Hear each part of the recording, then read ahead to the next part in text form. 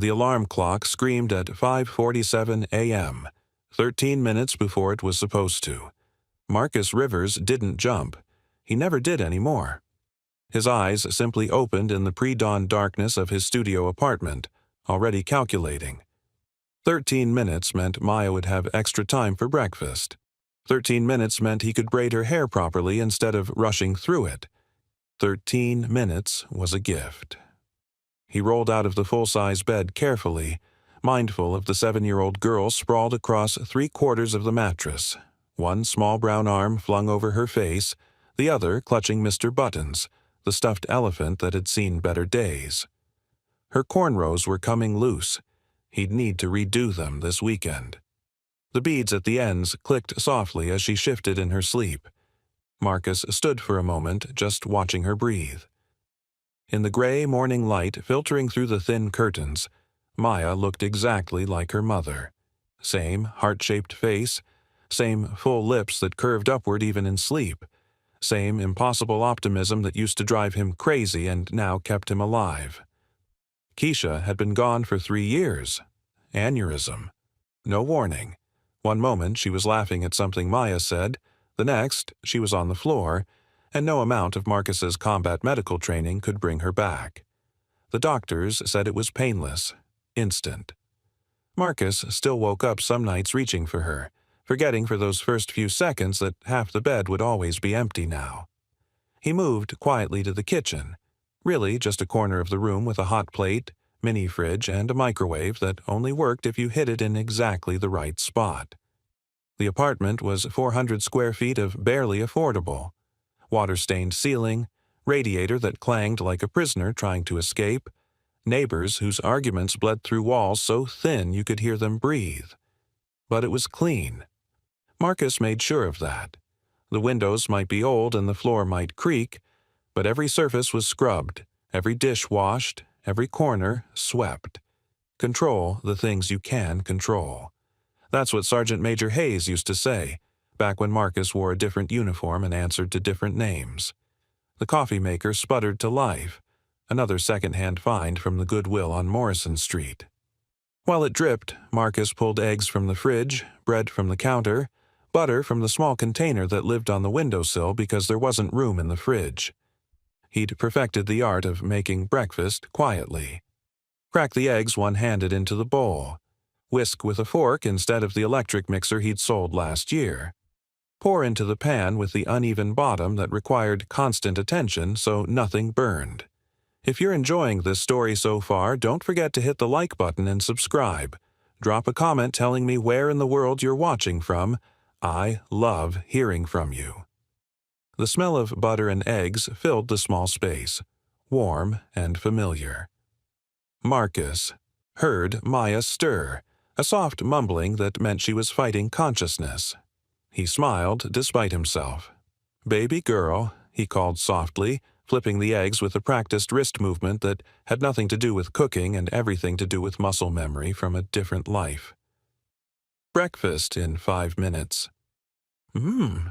Maya's response was muffled by pillow and elephant. "That's not words, Maya."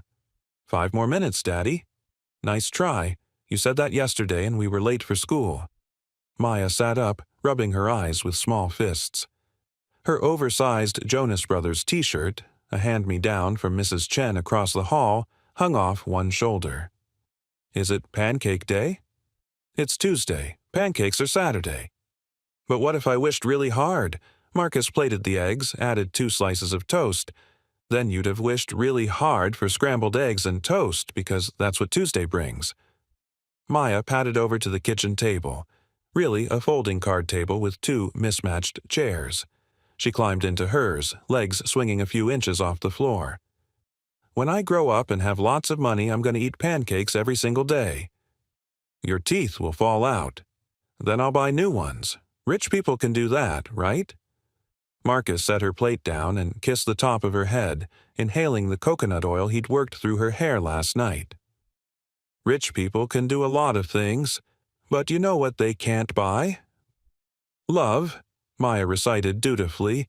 "You tell me that every time." "Because it's true every time." They ate in comfortable silence, the kind that comes from being each other's whole world. Marcus watched Maya draw invisible pictures on the table with her finger between bites, narrating a story about a princess who had magical powers but had to work as a janitor because nobody knew. He wondered if she knew she was talking about him. 7-year-olds saw more than adults gave them credit for. After breakfast came the morning ritual. Maya stood in front of Marcus while he sat on the bed, her head level with his chest.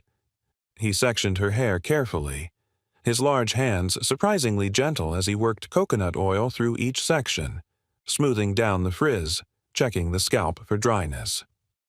His fingers moved with the same precision he'd once used to field strip an M4 in complete darkness.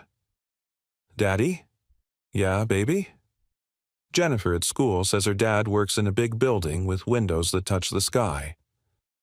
Marcus's hands paused for half a second before continuing. "That's nice." "She says he wears a suit every day and has the office with a door that closes." "An office, not a office." "An office," Maya corrected. "Do you wish you had an office?" Marcus finished one braid and started another. Through the window, he could see the sun starting to burn through Portland's morning fog. Somewhere out there, men like Jennifer's father were waking up in houses with yards and garage doors that opened automatically and coffee makers that cost more than Marcus's monthly rent. "I have something better than an office," Marcus said quietly. "What?" "I have you." Maya twisted to look at him, and he gently turned her head back. "That's a cop-out answer. Mrs. Rodriguez says cop-out means you're avoiding the real answer. Mrs. Rodriguez is teaching you big words. She says I'm advanced for my age. Do you know what advanced means?" "Yes, Maya." "It means I'm smarter than the other kids." She said it matter-of-factly, without pride or shame, just stating truth. "But if I'm so smart, how come we're poor?"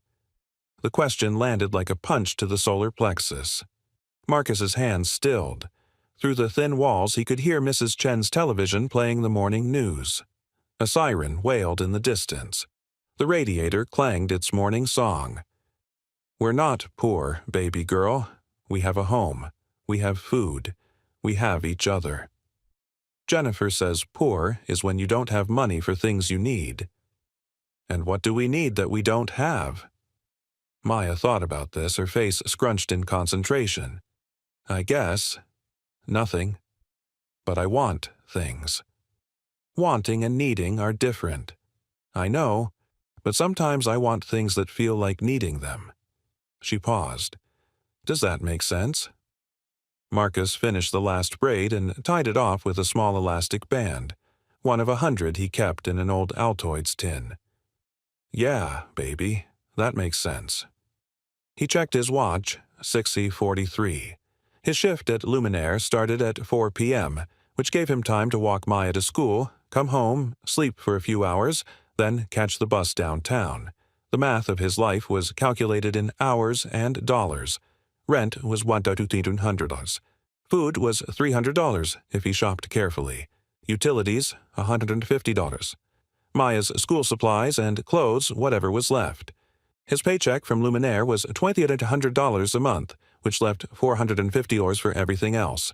Savings, a laughable $30 a month, transportation, emergencies, and the medical bills from Keisha's funeral that would follow him for another 3 years.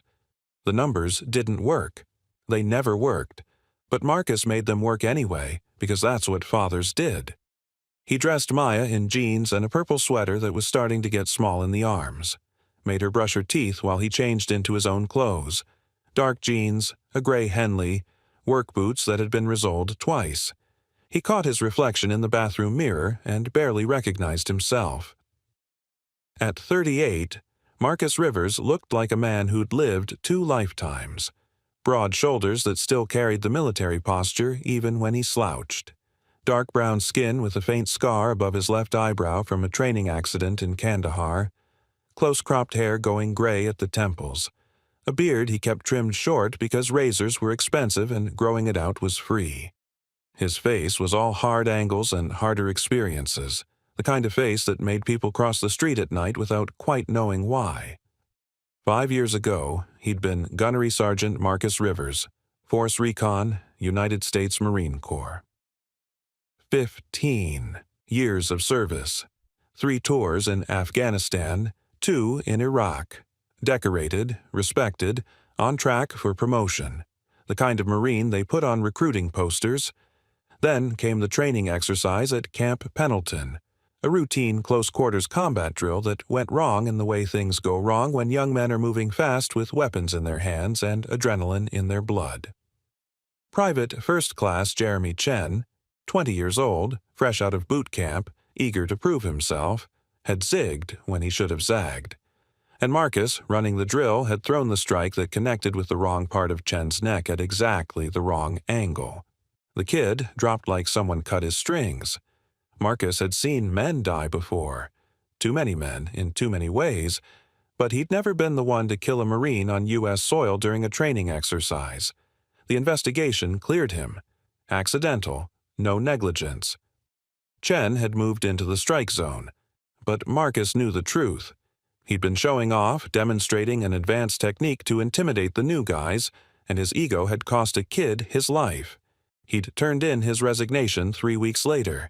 No ceremony, no fanfare, just walked out of the only life he'd known since he was 18, got on a bus to Portland where Keisha had family and tried to disappear. That was 5 years ago. 5 years of janitorial work, security gigs, valet jobs, anything where he could be invisible, where his hands didn't have to touch another human being with force, where the worst mistake he could make was parking someone's car in the wrong spot. "Daddy, you're staring again." Marcus blinked. Maya was watching him with those 2 knowing eyes. "Just thinking, baby." "About Mommy?" "Sometimes." "Me too." She took his hand. "But it's okay, because you're still here." They walked to school together, hand in hand, through streets that were starting to wake up. Portland morning air was crisp and clean, smelling of rain even when it wasn't raining, which it usually was. Past the bodega where Mr. Martinez always waved. Past the bus stop where the same 3 men stood every morning, smoking and talking. Past the community center where the American flag hung limp in the still air. Jefferson Elementary School was 6 blocks away, a brick building that had seen better days but tried its best. Marcus walked Maya to the front steps where other parents were dropping off their kids. He knelt down to her level. "You good?" "I'm good." "You got your lunch?" She patted her backpack. "Peanut butter and jelly, no crusts." "I remembered." "You always remember."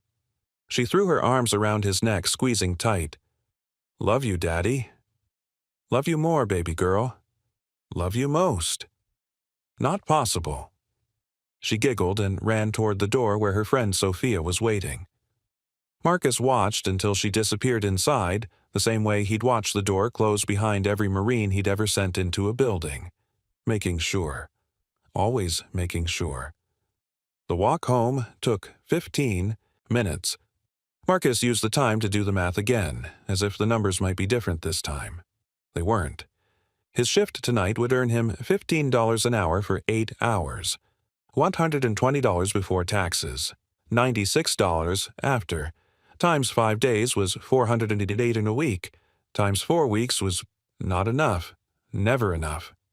Back in the apartment, Marcus lay down on the bed that still smelled faintly of Maya's coconut oil. The ceiling had a water stain shaped like Africa. He'd stared at it so many times he'd memorized the coastline. He needed to sleep. His shift started in 6 hours, but his mind wouldn't stop calculating. What if Maya got sick? What if the car broke down? He didn't have a car, but the hypothetical still worried him. What if the rent went up? What if? His phone buzzed. A text from his supervisor at Luminaire. "Need you to come in early today. 2 p.m. instead of 4. Big party tonight. Extra $50 if you can do it." Marcus closed his eyes. That was 2 hours less sleep, but $50 was $50. It was Maya's new shoes. It was the field trip fee due next week. It was the buffer between making it and not making it. "I'll be there." He set an alarm for noon, closed his eyes, and tried to sleep. But sleep was hard when the numbers kept adding up to not enough, when every choice was between two versions of sacrifice, when your daughter asked questions you couldn't answer because the truth, that her father was barely holding on, was too heavy for a 7-year-old to carry. Through the wall, he heard Mrs. Chen's television. A news anchor was talking about the stock market, about billionaires, about money moving, in amounts Marcus couldn't conceptualize. He wondered what it felt like to not count every dollar, to not know the price of eggs, to live without the constant low-grade panic that one unexpected expense would bring everything crashing down. But wondering didn't pay rent. Wondering didn't put food on the table. So Marcus did what he always did. He shoved the wondering down into the same place he'd shoved the memories of Kandahar and Keisha's funeral and Jeremy Chen's mother's face when they told her what happened to her son. He shoved it down and locked it away and told himself that making it through today was enough. The alarm would go off in 3 hours. Until then, he had 3 hours to pretend that sleep was possible when you're drowning in slow motion. Luminaire occupied the ground floor of the Sterling Tower, 30 stories of glass and steel that rose above downtown Portland like a monument to excess. Marcus had been working there for 8 months, long enough to know the layout by heart, short enough that the guests still didn't see him as anything more than furniture that moved. He arrived at 1:53 p.m., 7 minutes early because he was always early. Being late was weakness. The service entrance was in the back, past the dumpsters that smelled like expensive food gone wrong, past the loading dock where delivery trucks unloaded ingredients that cost more, per pound, than Marcus made in a day. Rivers. James Peterson, the head of security, was waiting inside. Peterson was ex-Army, late 50s, with a gut that suggested his combat days were long behind him, but an eye that said he still knew how to handle trouble. "Got a situation tonight." Marcus clocked in on the tablet by the door. "What kind of situation?" "VIP party, 20 guests, bunch of CEO types celebrating some merger. Mrs. Chen's personal request for extra security." Marcus paused. "Mrs. Chen?" "Victoria Chen, owner of Chen Industries, hotels, restaurants, real estate. She owns this building, she owns half of downtown, and she's got an ex-husband who likes to make threats." "What kind of threats?" Peterson handed Marcus a printed email. The language was careful, lawyered up, but the meaning was clear. "I know where you'll be Friday night. You can't hide from me. You took everything. Time to pay." Ex-husband is David Hartman, real estate developer. Lost everything in the divorce 2 years ago. Judge sided with Mrs. Chen because Hartman was abusive. Restraining order, the works, but he's connected, has money, and, according to our intel, he's been making noise about teaching her a lesson. Marcus read the email again. The tone was familiar. The careful threat of someone who'd never faced real consequences, who believed money and connections meant rules didn't apply. He'd met a dozen men like Hartman in the military, officers who thought rank meant they could abuse the soldiers under them. Marcus had never liked those men. "Why are you telling me this?" "Because you're good at reading a room. I've watched you work. You see things. So tonight, you're not valet. You're inside. Eyes on the crowd. Anything feels off, you let me know immediately. Got it?" Marcus nodded slowly. Being inside meant being visible. Being visible was dangerous because people who looked at him might see things he'd spent 5 years trying to hide. But $50 extra was $50 extra. "Got it. Good. You'll work the main dining room. Blend in. Mrs. Chen doesn't like obvious security. She thinks it makes guests uncomfortable. So you're just another staff member who happens to be paying attention." The dining room at Luminaire was designed to make people feel important. High ceilings, crystal chandeliers, tables spaced far enough apart that conversation stayed private, floor-to-ceiling windows overlooking the city, white tablecloths so crisp they looked like they'd cut you, the kind of place where entrees started at $75, and ordering the cheapest bottle of wine marked you as poor. Marcus positioned himself near the kitchen door, where he could see the entire room without being in anyone's way. He wore black slacks, a white button-down shirt, and a black vest that marked him as staff. To the wealthy people filing in, he was invisible. To anyone who knew what to look for, his stance was all wrong. Too balanced, too ready, weight on the balls of his feet like he might need to, move quickly. Victoria Chen arrived at 7:30 p.m. exactly. Marcus recognized her immediately from the photographs Peterson had shown him. Late 30s, 5'6" in heels, dark hair pulled back in a severe bun that probably cost $200 at a salon. She wore a navy blue dress that looked simple but was probably worth more than Marcus's car would be if he had a car. Her face was all sharp angles and sharper control, the kind of woman who'd learned to armor herself against a world that kept taking shots. She moved through the room with the confidence of someone who owned it, which she did. Shook hands with guests, smiled with her mouth but not her eyes, laughed at jokes that probably weren't funny. The performance of someone who'd learned that vulnerability was weakness. Marcus watched her throughout the evening, cataloging details. She touched her collarbone when she was uncomfortable. She stood with her back to the wall whenever possible. She never finished her wine. Small tells that said this woman had been hurt and had no intention of being hurt again. The party went smoothly until 9:17 p.m. That's when Marcus noticed the three men who entered through the main door. They weren't dressed for Billionaire, jeans and leather jackets, work boots.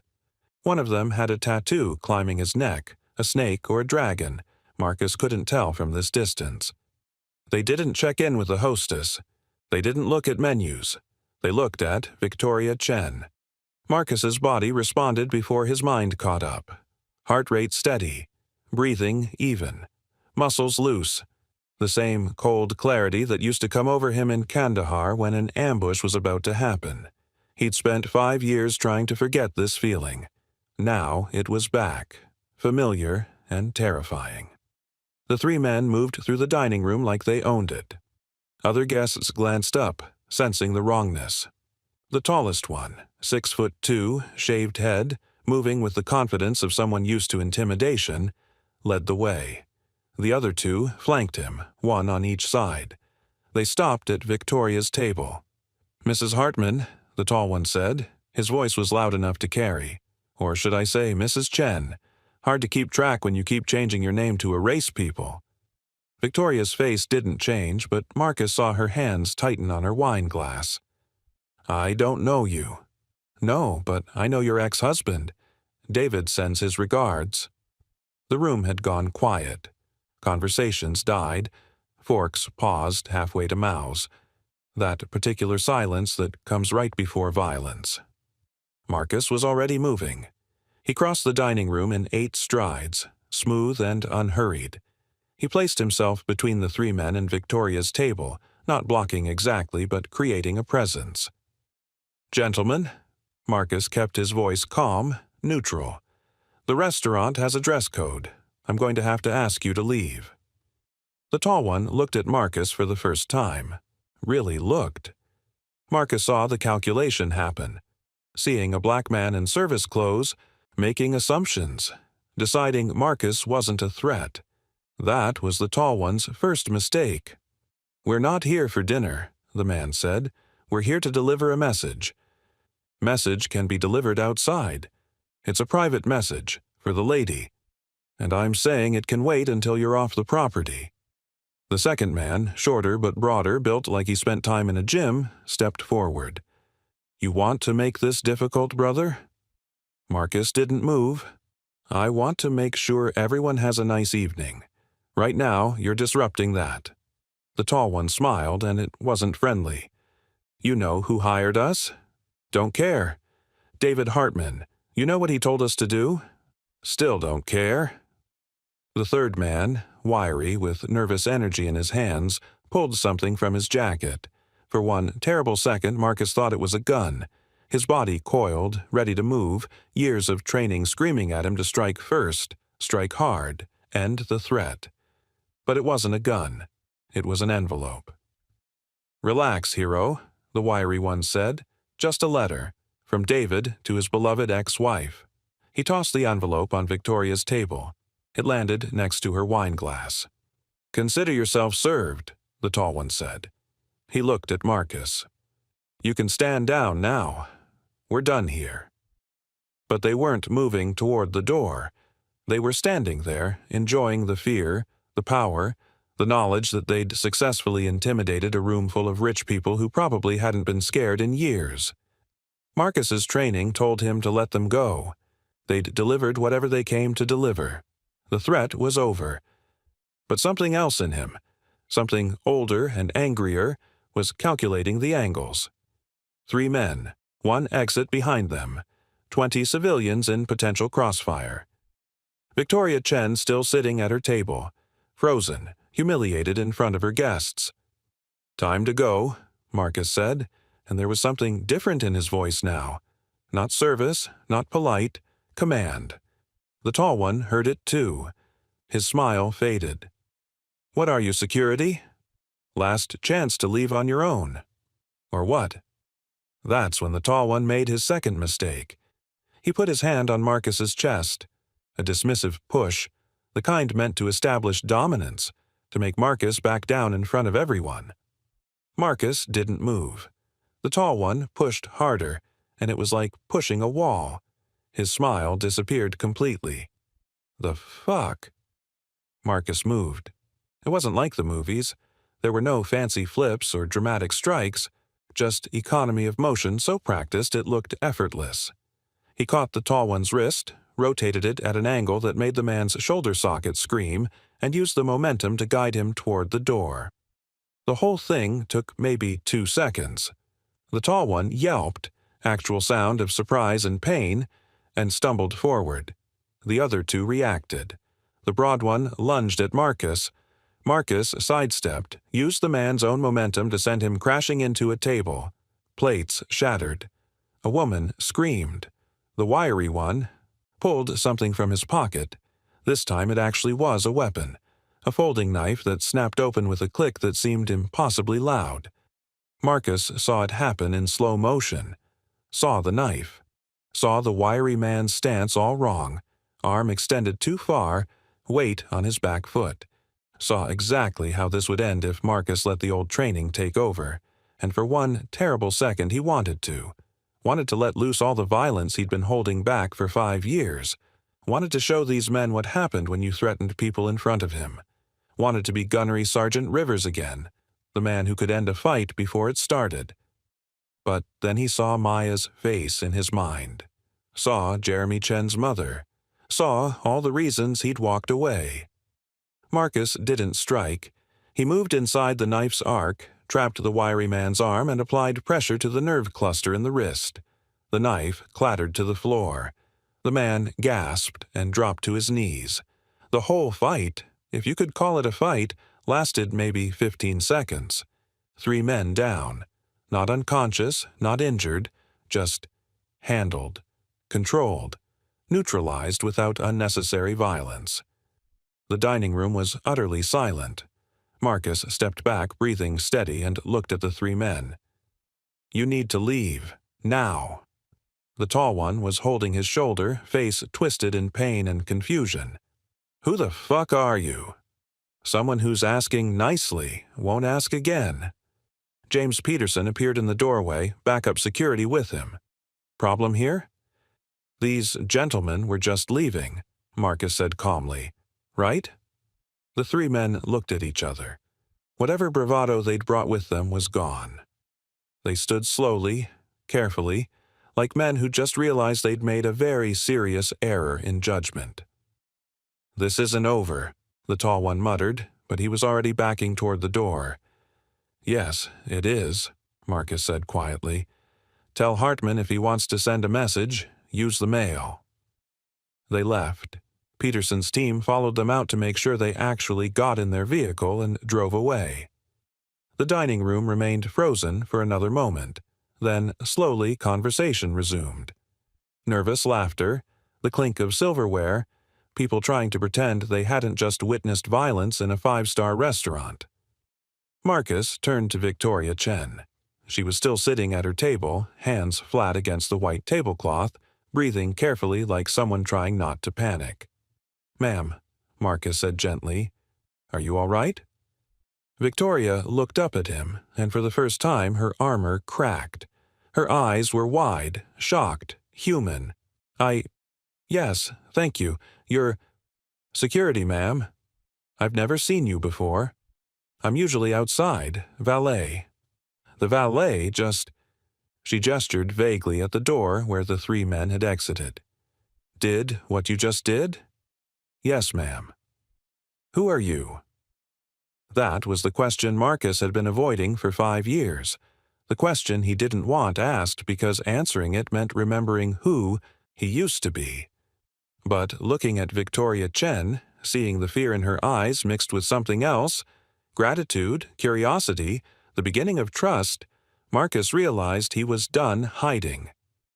"My name is Marcus Rivers, ma'am. I used to be a Marine." Victoria Chen did not sleep that night. She lay in her penthouse apartment on the 28th floor of the Sterling Tower, staring at the ceiling, replaying the evening frame by frame.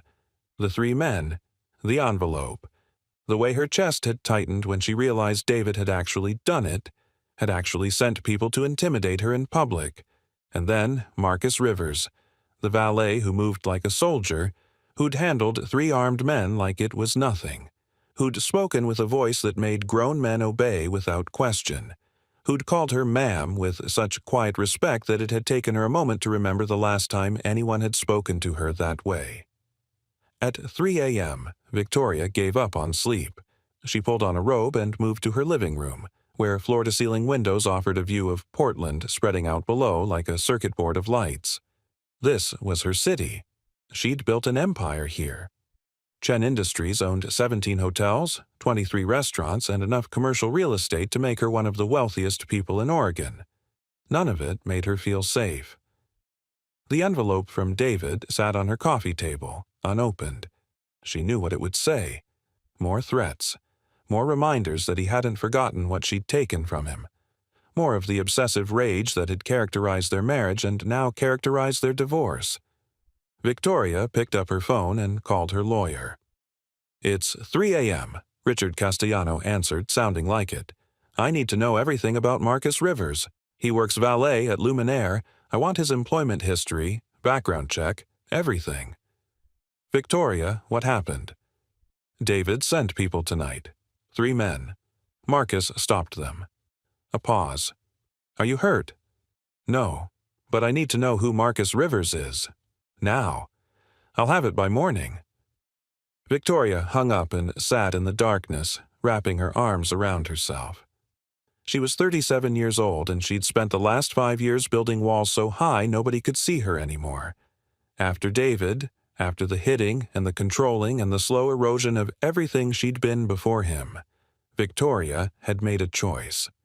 Power was the only protection. Money was the only shield. Distance was the only safety. She had lovers occasionally, carefully selected men who understood the rules. No expectations, no emotions, no mornings after. She had employees who respected her because she signed their paychecks. She had a board of directors who feared her because she'd built Chen Industries from the restaurant her parents had left her into an empire. But she didn't have anyone who'd step between her and danger without calculating the cost. Until tonight. The phone rang at 6 a.m. Richard Castellano, true to his word. Marcus Rivers. He began without preamble. Age 38, honorable discharge from the Marine Corps 5 years ago. Service record is mostly classified, but what I can see is impressive. Force recon, multiple deployments, decorated. He left under circumstances that are sealed. No criminal record, no red flags. Currently works 3 jobs, valet at Billionaire, weekend security at a warehouse in North Portland, and occasional landscaping work. Family. Wife deceased 3 years ago. Aneurysm. 1 daughter, age 7. Maya Rivers, student at Jefferson Elementary. They live in a studio apartment in the Lentz neighborhood. Rent is $100 to $200 a month. He's current on payments, but it's tight. Victoria processed this. He's working 3 jobs to raise a daughter alone in a studio apartment. Looks that way. What would make a decorated Marine work as a valet? That's the question, isn't it? Richard paused. Whatever happened when he left the service, it was significant enough to seal his records. I can dig deeper, but it'll take time, and it might trigger inquiries. Do you want me to proceed? Victoria thought about Marcus Rivers standing between her and danger, thought about the careful control in his movements, thought about the sadness in his eyes when he'd said he used to be a Marine. No, she said finally. Leave it alone. Victoria, I'm going to offer him a job. Based on one incident? Based on the fact that he handled 3 men without hurting them more than necessary? Based on the fact that he could have killed them and chose not to? Based on... She trailed off, not sure how to explain it. I just need to talk to him. Be careful, you don't know this man. But Victoria thought maybe she did, at least a little. She recognized the look in his eyes when he'd stepped between her and danger, the look of someone who'd lost something and was trying desperately not to lose anything else. She knew that look because she saw it in the mirror every morning. At 7:30 a.m., Marcus was making breakfast when his phone rang. Unknown number. Hello? Mr. Rivers, this is Victoria Chen. Marcus nearly dropped the spatula. Maya looked up from her homework at the table, curious. Ma'am, is everything all right? I'd like to speak with you. Can you come to my office today? I have to drop my daughter at school first, then I have a landscaping job at 9. Cancel it. I'll pay you for the lost time plus extra. How does 10 a.m. sound? Marcus looked at Maya, who was watching him with those 2 knowing eyes. Ma'am, I can't just... Please, Mr. Rivers, it's important. Something in her voice made him pause. Not the CEO voice, something more human underneath it. 10 a.m., he said finally. Thank you. Come to the top floor. The receptionist will be expecting you. She hung up. Maya tilted her head. Who was that? Someone from work. You look nervous. I'm not nervous. Your hands are shaking. Marcus looked down. She was right. He forced himself to breathe steady. Eat your eggs, baby girl. After dropping Maya at school, Marcus went home and stared at his closet. He owned 2 dress shirts, both bought second-hand. One had a stain on the collar he'd never quite gotten out. The other had a button missing on the left cuff. He chose the one with the missing button and wore a jacket to cover it. The Sterling Tower looked different in morning light, more imposing. Marcus took the elevator to the top floor, watching the numbers climb. His reflection in the polished elevator door looked all wrong. A man in clothes that didn't fit him going to meet a woman whose world he didn't belong in. The receptionist smiled politely. Mr. Rivers? Yes. Mrs. Chen is expecting you. Conference room is down the hall, last door on your right. The conference room had windows overlooking the entire city. Marcus could see his neighborhood from here, a small brown cluster of buildings to the east, barely visible. Could see Jefferson Elementary. Could almost imagine he saw Maya at recess. Victoria Chen entered precisely at 10 a.m. She wore a black suit today, hair down around her shoulders, looking simultaneously more relaxed and more guarded than last night. Mr. Rivers, thank you for coming. Ma'am, please sit. They sat across from each other at a conference table that probably cost more than Marcus made in a year. Victoria folded her hands. I'm going to be direct. What you did last night, most people couldn't have done that. Most security professionals couldn't have done that. You handled 3 men with weapons without injuring them significantly. That takes training and discipline. Marcus said nothing. I looked into your background. Marine Corps, Force Recon, decorated service. You left under circumstances I'm not privy to, and I'm not going to ask. But I am going to make you an offer. She slid a folder across the table. Head of Personal Security for Chen Industries. Your job would be to protect me, primarily, but also to oversee security at all Chen properties. Salary is $95,000 annually, plus benefits, health insurance, and housing allowance. Marcus stared at the folder without opening it. The number echoed in his head.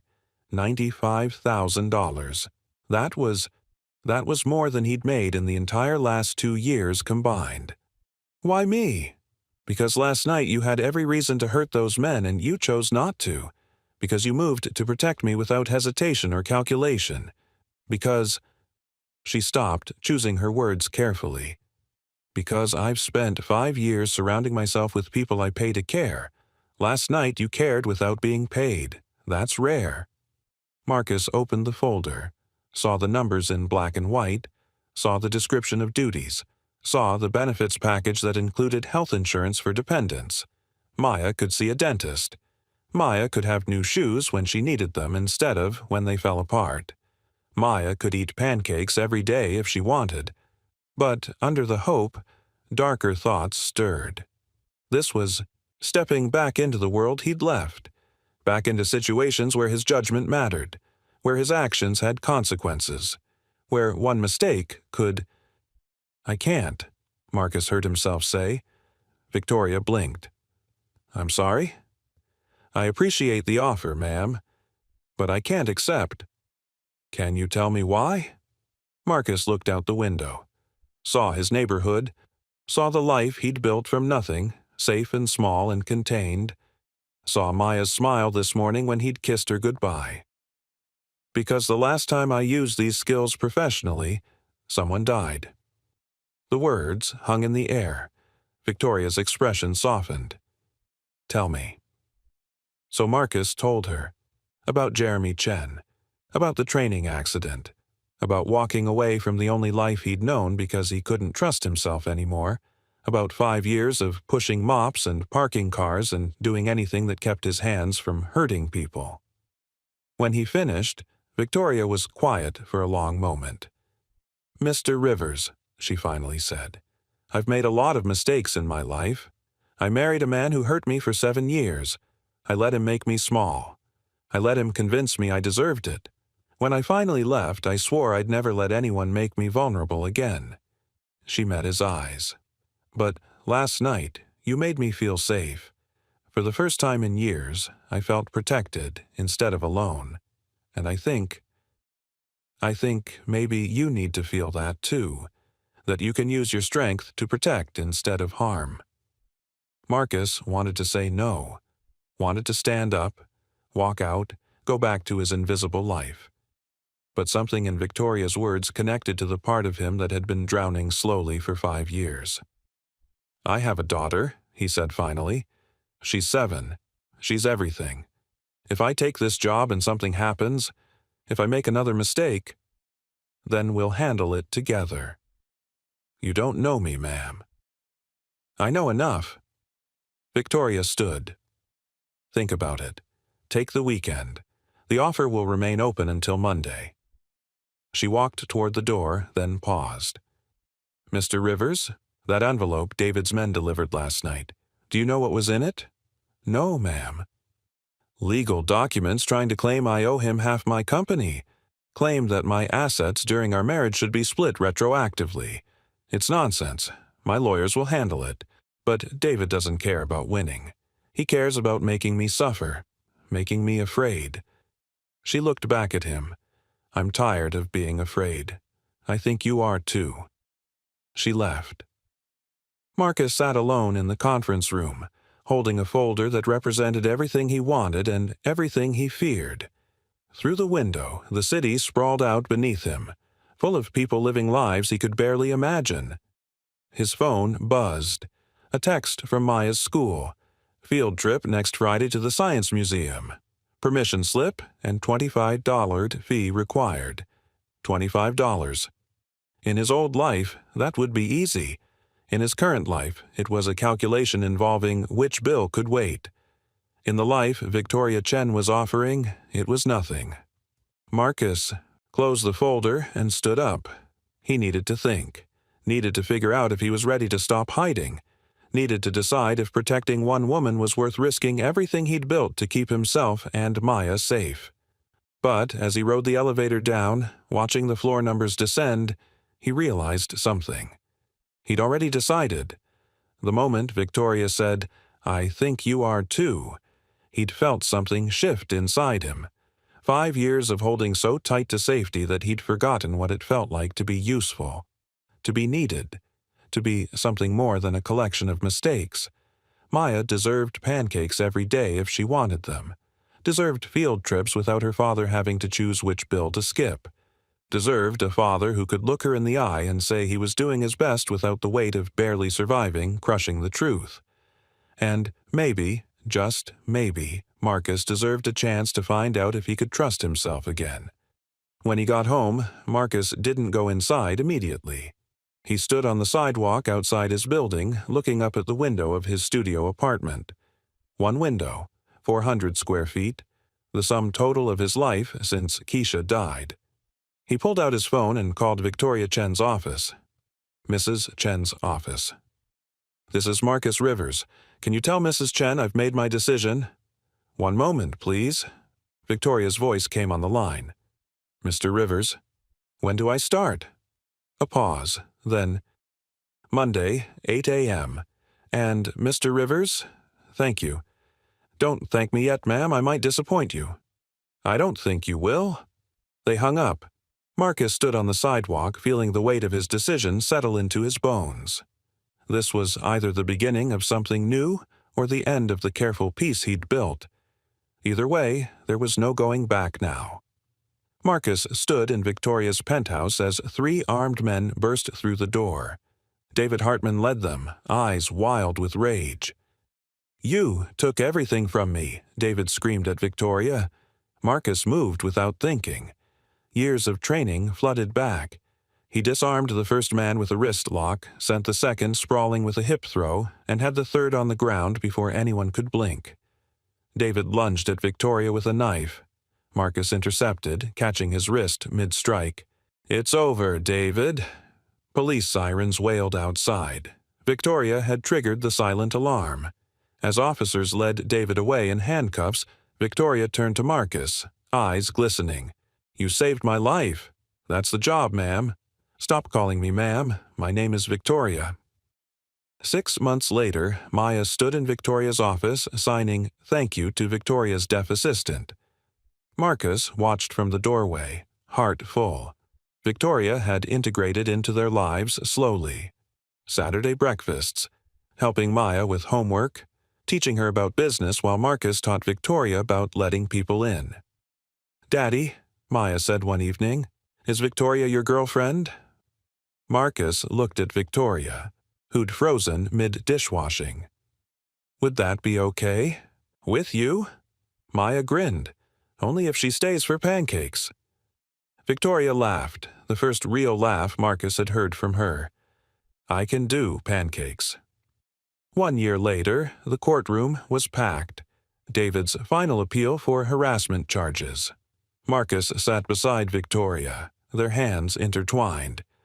"In the matter of Hartman versus Chen," the judge announced, "I find the defendant guilty. Restraining order is permanent. Mr. Hartman, you're sentenced to 18 months. David glared at them as bailiffs led him away. Victoria exhaled, truly free for the first time in years. Outside, Marcus knelt before Maya in the courthouse plaza.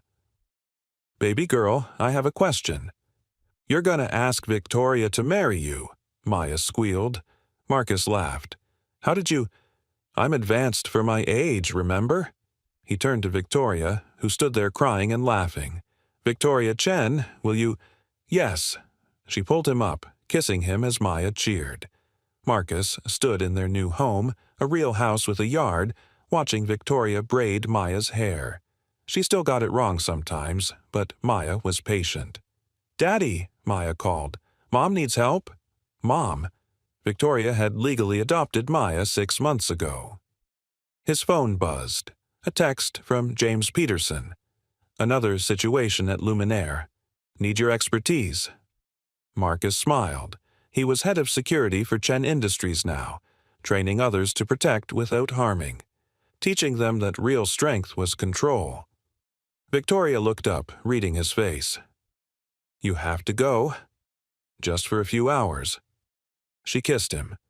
"Be safe. We'll save you dinner." As Marcus drove downtown, he thought about Jeremy Chen, about Keisha, about all the loss that had brought him here.